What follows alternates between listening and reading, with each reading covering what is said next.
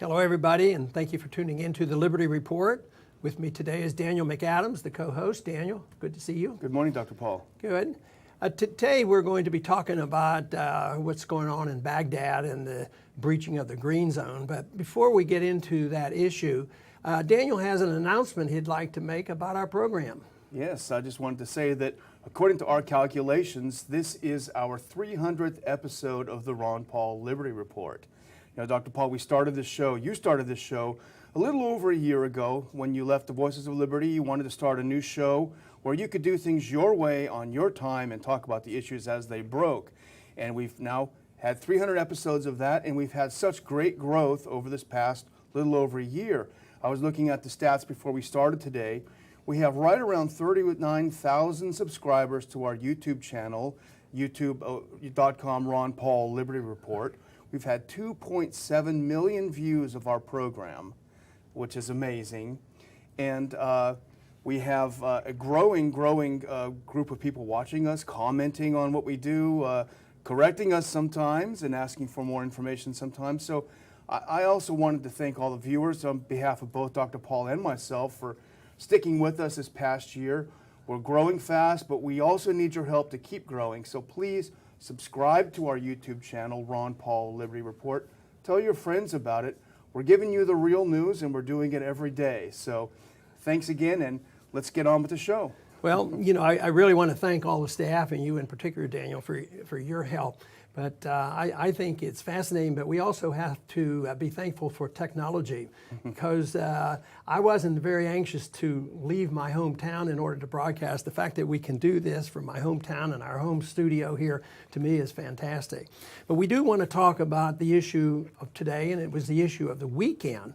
And I first have to compliment you for keeping up with this, because on the Institute for Peace and Prosperity website, it was one of the few places that anybody could read about this. And this was a major event, the green zone in Baghdad being penetrated. And this is where the embassy is, and everything else was chaos. Mosul's being challenged and all these different things. I'd like the map of the country to be put up there for a minute, just for people to review the geography of the area.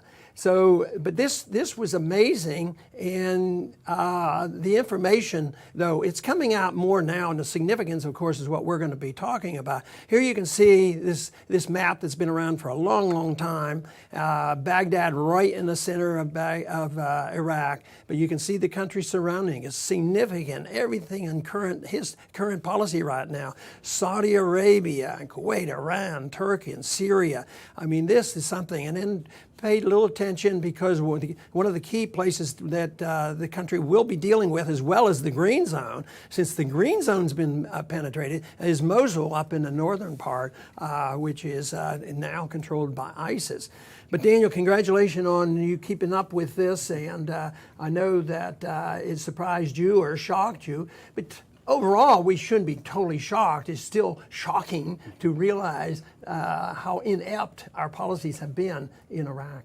Well, this, I think, was inevitable. This is the slow motion Libyaization of Iraq. And there were, I was reading Ray McGovern, a friend of ours, who was commenting about what happened, and he pointed out that the surge of 2007, which is so much heralded, this saved Iraq. If it wasn't for Obama pulling us out, it would have saved it.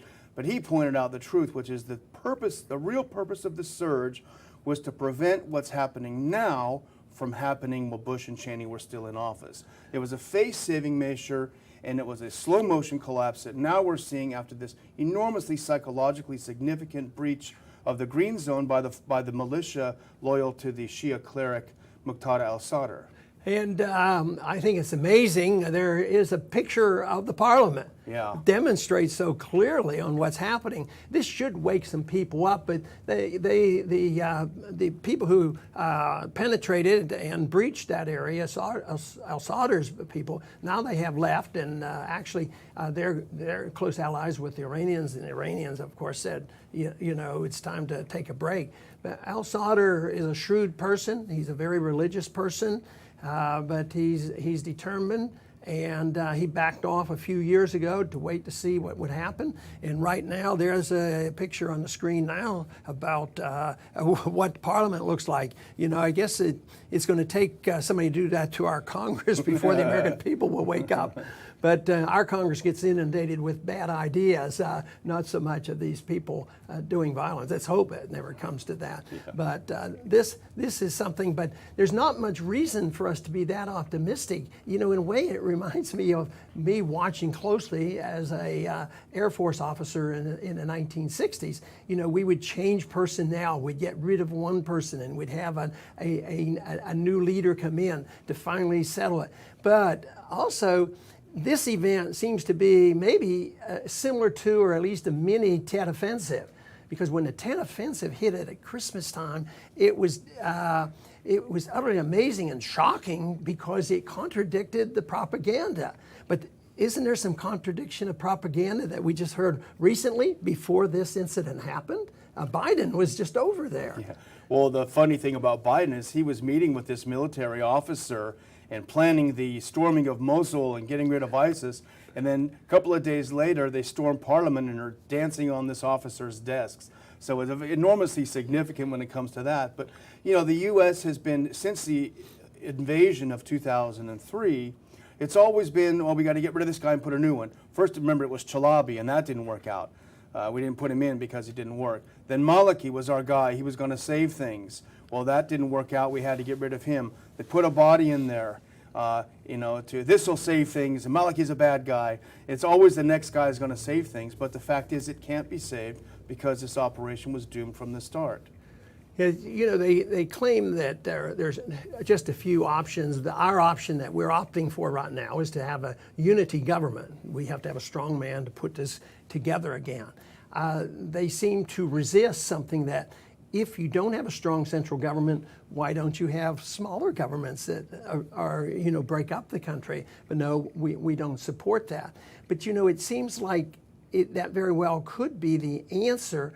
If we weren't there, outsiders weren't there, maybe they would develop that and there would be a balance of power. I mean, we don't expect that we're going to change the attitude between the Sunnis and the Shia in the near future, and the Kurds are up there and they have oil. And because of the resentment that we have caused in the death and destruction of that country, we have radicalized elements and they are able to get people, and that's why ISIS is there.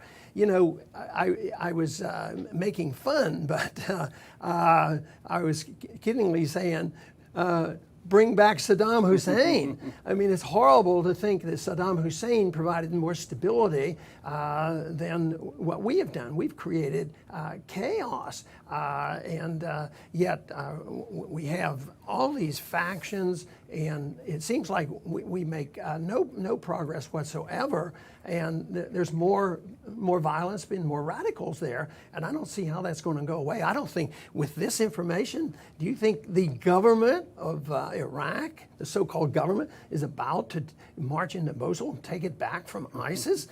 I don't think that's going to happen. Well, speaking of that, you know, something that doesn't go very much commented on in the mainstream media, but the U.S. has at least 5,000 military troops in Iraq that are helping with the so-called the fight against ISIS.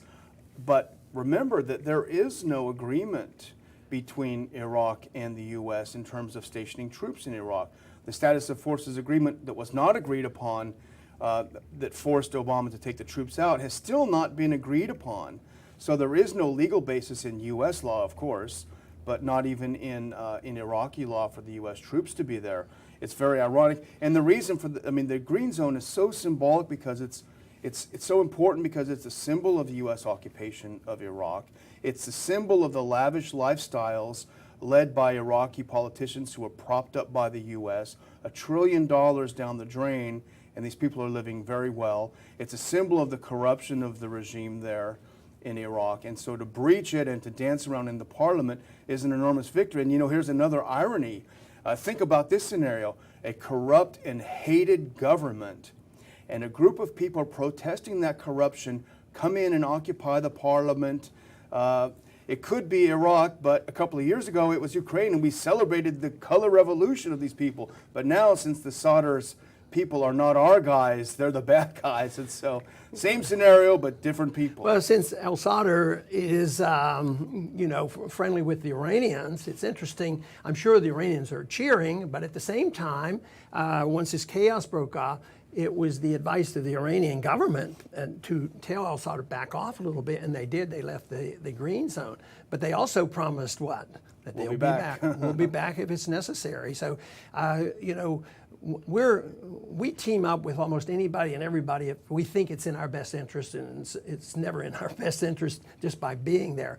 But, like in Syria, we team up, or at least turn a blind eye to what ISIS is doing, because they might do something that we want them to do, like help get rid of Assad. But right now, ISIS is there in Iraq, but it's not likely that they would be doing anything in Iraq like we wanted them to do in Syria that would help us out. I mean, we're supposed to be in charge of our leader, but I don't know what our response would be of al-Sadr. What if al-Sadr becomes the leader? The country. That's who's storming, and they had hundreds, but they said tens of thousands of people who are rebelling against the government. Is always the corruption that they're complaining about. Well, here's another irony. The same Iranians that the U.S. is, at least by proxy, attacking in Syria, it's actually by proxy supporting in Iraq, because it is the Iranian militias who are fighting ISIS most effectively. So, ironically, Sadr's rise would be to the expense of ISIS in Iraq. That's how confusing it is. Well, okay, what do you think Saudi Arabia is thinking about right now? I'm sure they're paying attention, and I don't know whether they have any elements in there right now, or they're just standing by watching. Well, they've certainly long been supporters of al-Qaeda and ISIS. We know that for a fact. It's not a conspiracy theory, but I'm sure they're very nervous, because this is a genuine groundswell of emotion. This is the pent-up resentment of 13 years of U.S. occupation, of corrupt governments. Just like if we lived under the heels of some other foreign government for 13 years, this is the pent-up resentment, and it's coming out, and who knows where it will lead. I think the genie is just getting out of the bottle. There's no telling where it goes. And they would strongly oppose a stronger Shia government that is more closely and openly aligned with Iran, which everybody knows, but the Iranians seem to be acting like moderates right now on this. But I would think they'd be very concerned about that, because the big fight going on in the Middle East is the Persians against the Saudi Arabians, and oil is a big thing, and I think that's going to be around for a while. And from what we've heard, the Sadr is threatening to go back in on Friday if necessary. So within the next few days, I think we're going to have some dramatic developments in Iraq. Yeah. And so far, it hasn't affected the price of oil.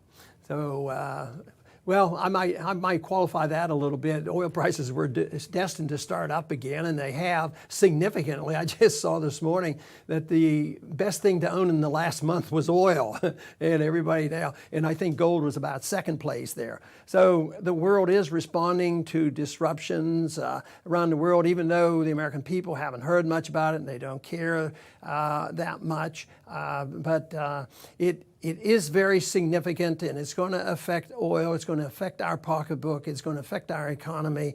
And once again, there's these details that we look at, but overall, the only thing that counts is a policy. What is our position? What should our role of government be with the people? Is the government there to protect our liberties? What should the government be in the role of manipulating the economy? And what should our government be doing internationally? And of course, the consensus right now is that if you listen to so much of the primary discussion, it's more, more, more. It's not we're doing too much. It's not. Isn't it time to downsize the military? Isn't it time to spend less on the military and more on our people here at home? No, those discussions aren't there. But these decisions will be made. We're getting closer and closer. When it breaks out in the Middle East or wherever, or Ukraine or someplace, we will be forced into making some very, very significant decisions. And sometimes these move along rather rapidly. And of course, on the weekend, I got to thinking, well, this is a big event. I just wonder what it'll lead to. So maybe in this week, we'll see some more interesting and exciting and scary things happening. But I do want to thank everybody for tuning in to this 300th program of ours today, and please come back soon.